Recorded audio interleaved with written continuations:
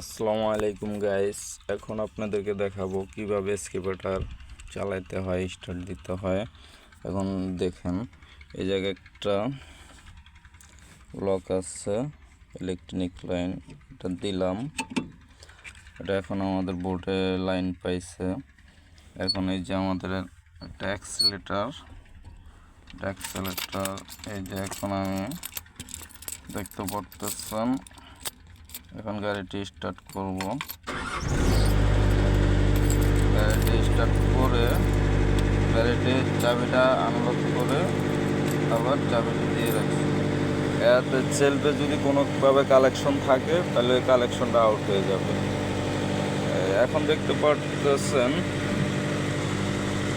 এই যে এটা হইলো আপ।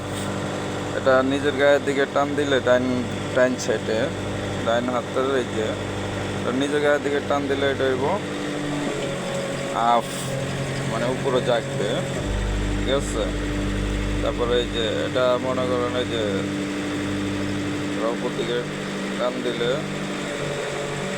আনলোড,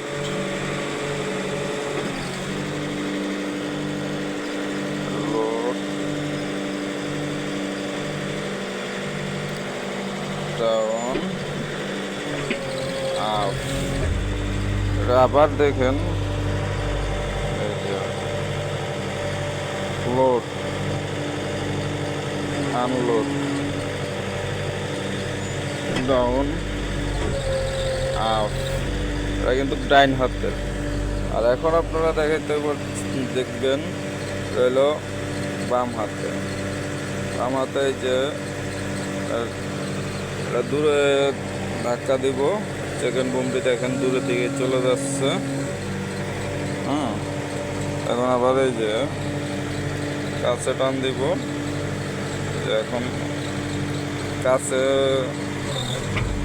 এই যে এই কাছে চলে আসলো, কাছের দিকে টান দিলে এখন এই যে আবার দূরে দিব, দূরে চলে গেল, ঠিক আছে।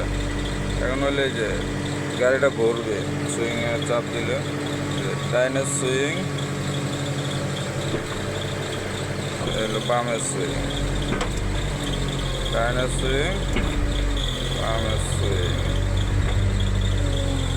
এখন মনে করেন গাড়িটা হাঁটাবো, এই যে এবারটা সামনে দেখা দিলে গাড়িটা সামনে হাঁটবে, ঠিক আছে।